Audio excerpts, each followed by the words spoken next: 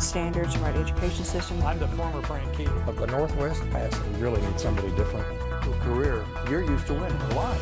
It was everything to us. 7 or 8 weeks of two-a-days. They really made me appreciate We're allowed to win. he was coming in and would be shooting the whole time. Let's go back real quick to the Enid Walk of Fame. Of course, we have training in confined space. Legitimate needing to know a little more. A good safety tip on that, Steve. Putting a hat on and getting out there and doing the job.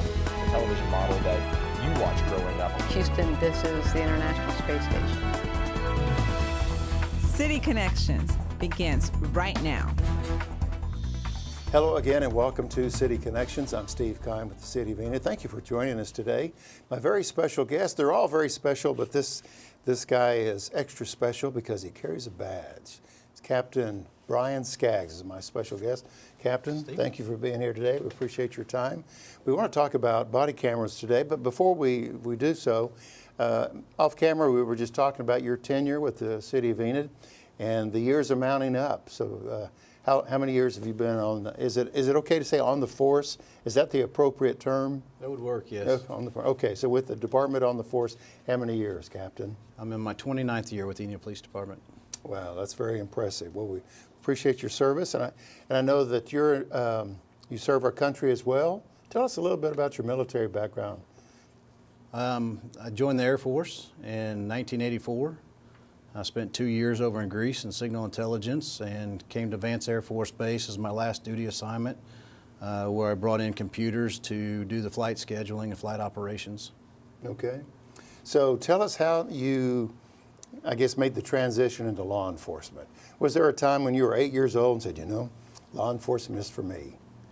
My father was a firefighter in Indianapolis, and a lot of his friends were police officers, either with Indianapolis Police Department or the Marion County Sheriff's Department, and they would come over to the house, and that's when I first got interested in law enforcement, and that just continued through the Air Force. I knew I was going to get into law enforcement. It was just a matter of where.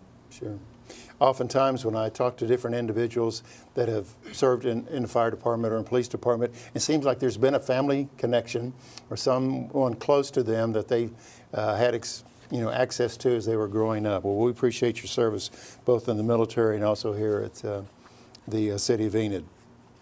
Let's go back 29 years if we can.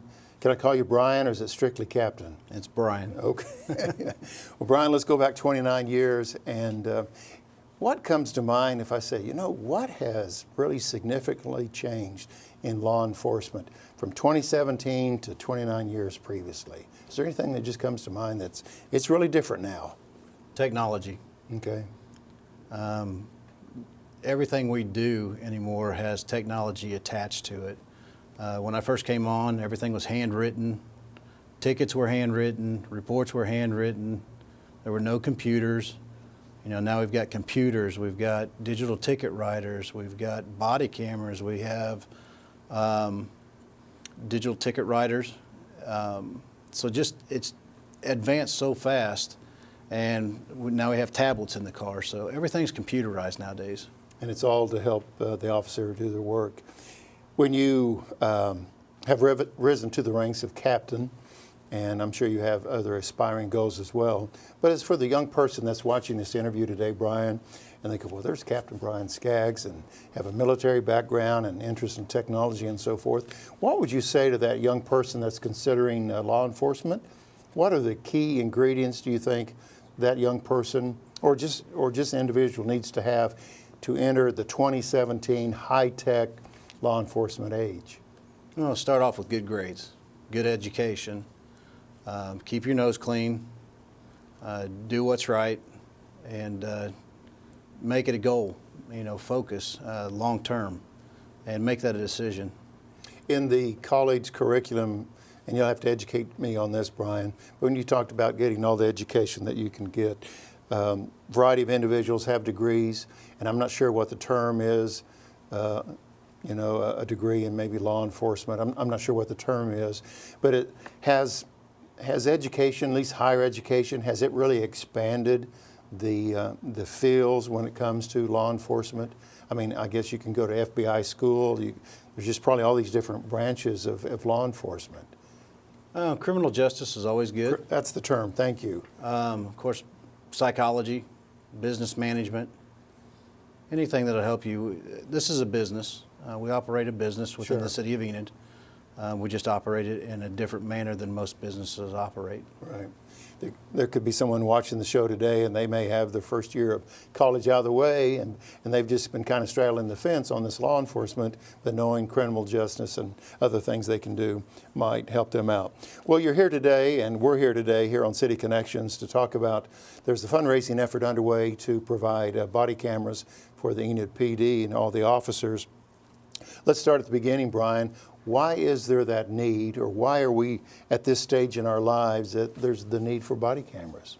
Well, we started out having in-car camera systems in the cars, and we were looking at replacing those due to age.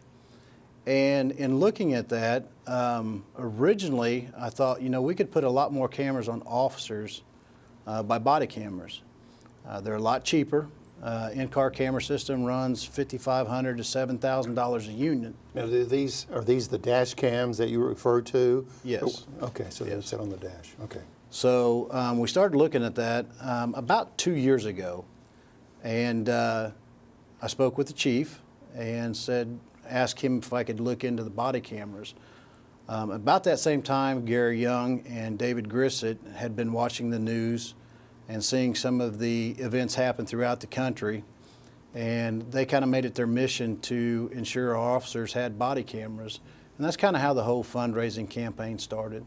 Let's start here in Oklahoma. You may not be able to speak in regards to other communities, but is Oklahoma City, is Anadarko, is Tulsa, is Broken Arrow, or other communities across the state, are they in the same kind of fundraising effort? Is body cameras just important to police departments across the state, based on what you know? I think financially we're kind of unique. We're not in Oklahoma City. We're not a Tulsa that has large revenues. Sure. We're not a smaller department where we only have 1 to 5 officers. We're in that intermediate department.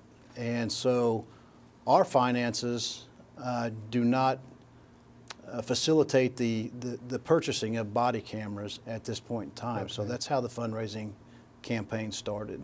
And I imagine other departments across Oklahoma have the same challenges with limited budgets and stuff. They may not be able to, because you hear about fundraising events for vests on search dogs or I'm not sure of the term for some of the police dogs to protect them. So other departments are looking at other creative ways to fund these type of operations. Would you agree that maybe on a national scale, the media, national news, that they have kind of brought to the forefront the body camera topic, or do you think it's always been there? Why, in other words, why are we really focusing and talking about body cameras on officers today versus 5 years ago? Well, I think that technology has advanced so rapidly. Okay. You think about the GoPro and the smaller cameras that were for action sports. Those have made their way into the law enforcement field. Smaller, easier to wear.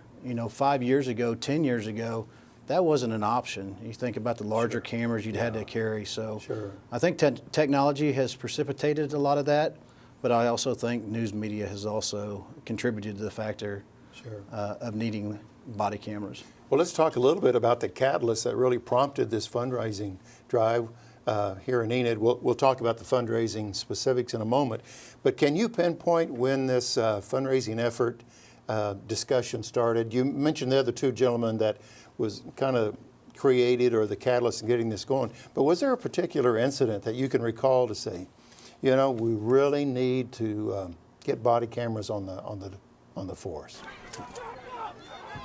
When I look back, I think probably, you look at the Ferguson, Missouri incident.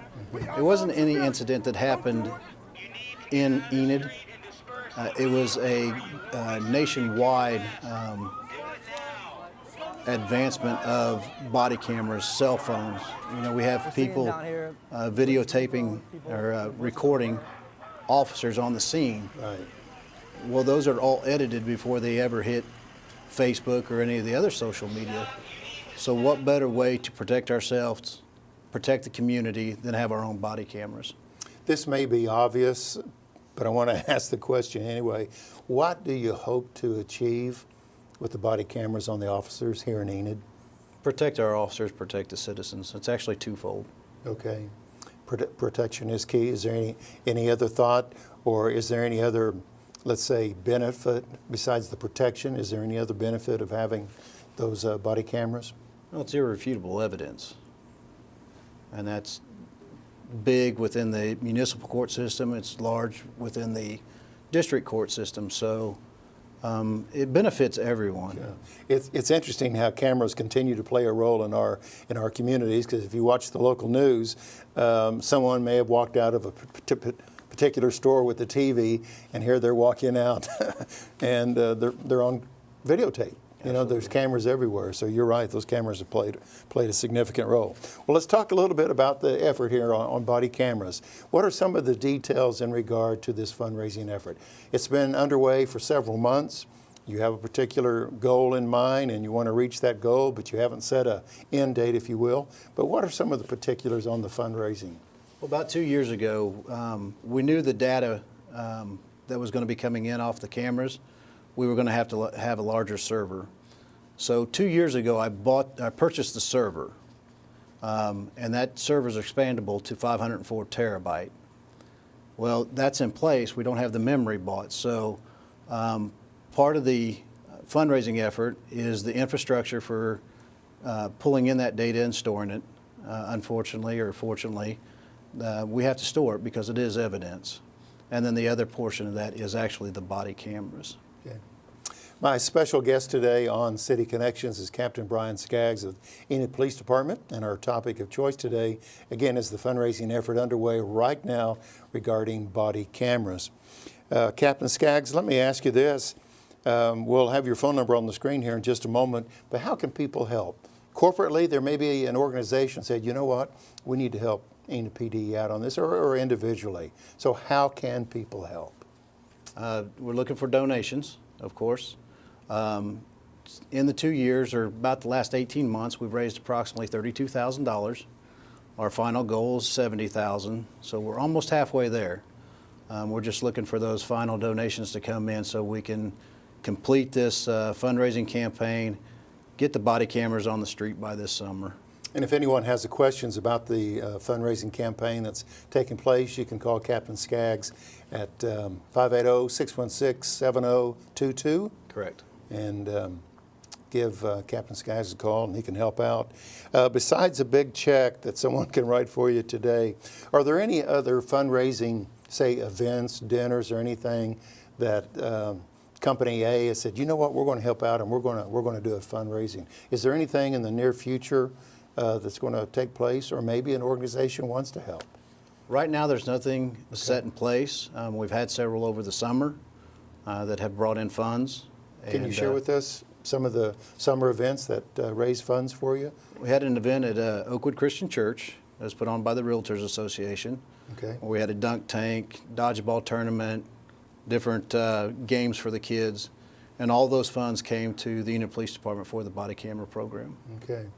Well, we've talked a little bit about the actual fundraising event and how people can help to make that call at 580-616-7022. In relationship, I keep pointing to our important monitor there with the Enid shield, if you will, but the body cameras.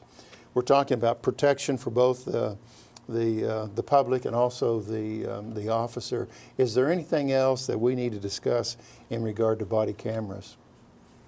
Hate to put you on the spot, but I just want to make sure that we've covered everything, because this is such a worthwhile cause. It is. And it definitely needs the attention. And I just want to make sure that we've covered all bases on this. I would say no donation is too small. We'd accept anything. A lot of small donations end up being a lot of donations. Sure.